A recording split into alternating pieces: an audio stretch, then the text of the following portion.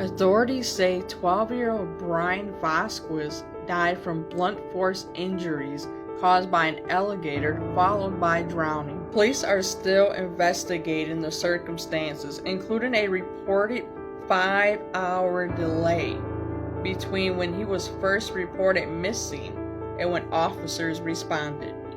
The tragedy surrounding Bryan Vasquez is forcing a hard look at how multiple systems, from child protection to law enforcement, handled his case.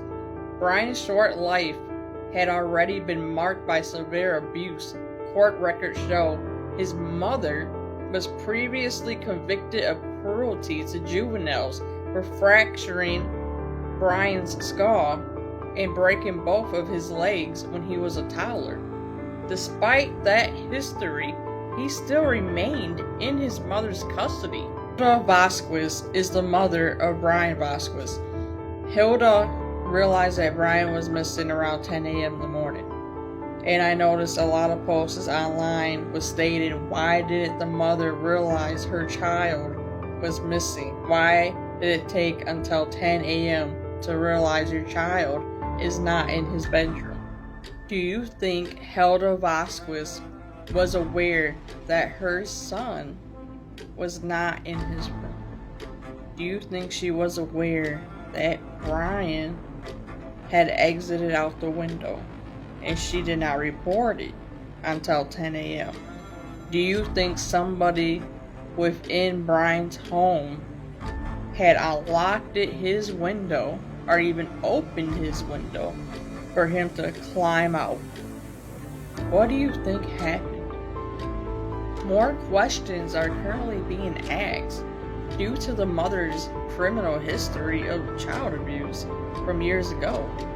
Poor Bryan, he was only a toddler, and to give your son a fractured skull and break both of his legs, that's cruelty. That is pure evil. For you to do that to any baby, to even do that to any human being, even an adult. Now, with both the abuse conviction and the delayed police response in view, officials and advocates are asking whether child welfare agencies, the courts, and law enforcement all missed the opportunities to protect Bryan, and what changes are needed to prevent another kid from slipping through the cracks.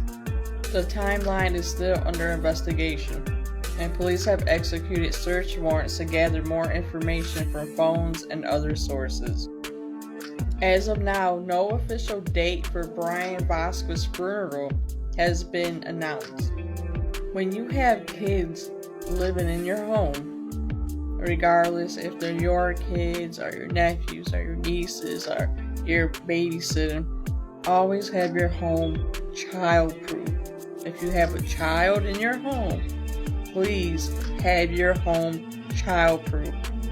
Child-proof windows, child-proof the doorknobs, child locks, alarms on the doors so you can hear it going off when the door, the windows are being also open.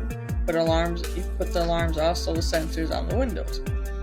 I think all that is very important to have when you have any kids in your home, regardless if they're disabled or not. Rest in peace, sweet boy.